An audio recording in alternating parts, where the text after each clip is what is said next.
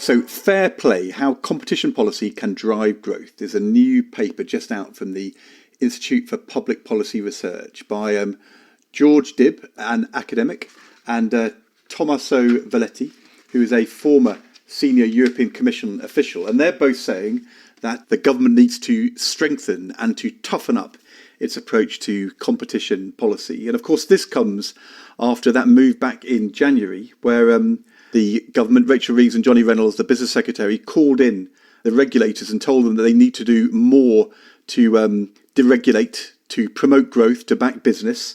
And as part of that, they removed, essentially, the chair of the Competition and Markets Authority, Marcus Bockerink, from his job as the chair on the basis that he wasn't sufficiently focused on growth. And some people, I think, at the time thought, well, maybe what's going on here is that the government is deciding that tough competition policy is pretty upsetting for business. They don't like it, especially these American tech companies. And therefore, we should have a softer approach to competition policy. The IPPR report is saying, no, do the opposite, be tougher on competition. Just to put this in a little bit of context, because I think there have been some issues in the CMA over the last few years. When I studied economics in the 1980s, people talked about a very structural approach to competition policy. It was called structure, conduct, performance. If companies got too big, if they were over like a threshold, if they had more than, say, 25% market share, that meant they were getting a bit too large. The competition policy should be stepping in to break them up, to stop mergers, or to even force companies to downsize in order that the market was competitive. And then the intellectual fashion shifted. And back in 2002, when actually the Labour government, Labour Treasury, I was very involved in this with Shriti Vadera, John Kingman, we made decisions on competition policy independent, setting up this new CMA. The approach, I think, which was being pursued at the time is not actually about some simple formula at size. Sometimes you can have quite big dominant companies in a very competitive market.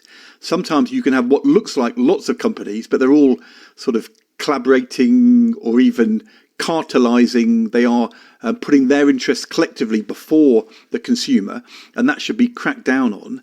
And I think what's happened in America and Britain over the last 5, 6, 7 years, we slightly reverted back to the old way of thinking that big companies are bad, big business, big profits, and we should be stopping mergers or trying to break them up. And that was certainly the approach that the competition authorities took under the Biden administration, but here in Britain as well, that same kind of idea. And since Brexit, where suddenly our competition policy was independent of European decision making, the CMA became much more sceptical on mergers, holding things up, causing a lot of concern and anguish in the business world. I think there's quite a lot of people who thought maybe the CMA wasn't getting that right. But the question is, in recent months, is the government throwing the baby out with the bathwater? Are they going to say, actually, we don't really want tough competition policy. Maybe we don't want independence in competition policy. We should leave it to ministers. And certainly there's a pretty strong view that the tech industry, the American tech industry, is lobbying very hard the CMA and the government to saying, stop all this anti-business stuff, stop all this tough competition policy. You should be allowing us to flourish because that will give you more jobs and more innovation. And what this IPPR report says is that's actually the wrong approach. That strong dynamic competition policy is about new companies setting up, new entrants. Don't let the big incumbents define what it is to be pro-business and pro-growth. One of the examples they use in their paper is the way in which Apple and Google, this is an anti-competitive practice, nothing to do with the size of the companies. They use their platforms on their phones in order to say you can only sell an app if you make it compliant with our systems and pay us a very substantial chunk of the money you raise. And what the IPPR says is that's the kind of anti-competitive practice which we should be going after. It shouldn't be possible for Apple to stop small companies selling their app on an iPhone unless they pay a big chunk of money to Apple. That is the kind of thing where a proper pro-competition, pro-tech policy, but not a big tech incumbent policy, can make a difference. Yeah, I agree that monopolistic practices are bad. I agree that competition helps with productivity. So that, yes.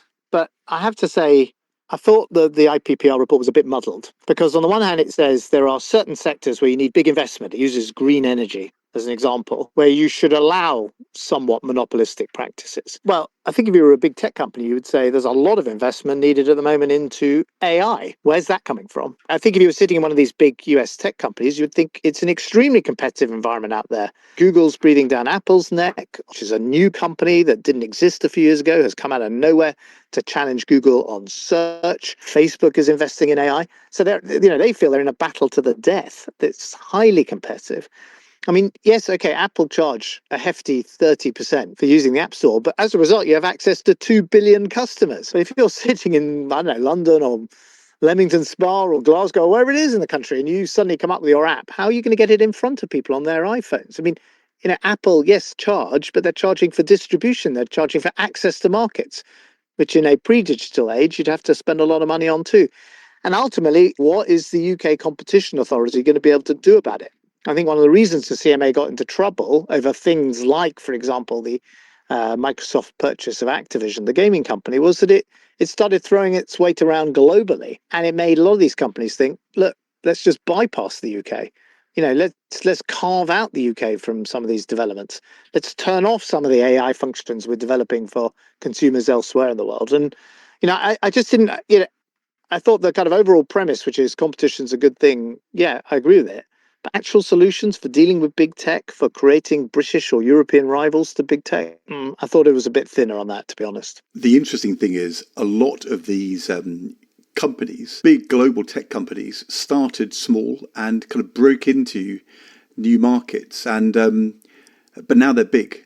And I think one of the questions always, if you are government and you're thinking about being pro-growth and pro-business, is are you on the side of the existing big companies who actually may prefer to carry on doing the things that they're already doing because it's actually kind of profitable? Or are you on the side of the new entrant with the new idea who's trying to break into new markets and do things differently? And I agree with you that the CMA became too fixated on mergers.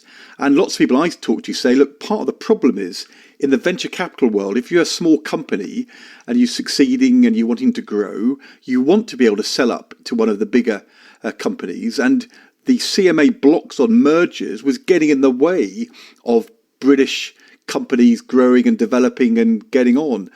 On the other hand, if there are restrictive practices, ways in which you stop competitors coming in, stop the small company having a chance, use your market power to narrow choice, that is the opposite of pro-business. It's pro-incumbent. It may be pro-noisy big business, but it's actually not on the side of dynamism and innovation and growth. And you just need to make sure that your competition authorities are focused on the right things and not the wrong things. You and I could debate about what things they should go after.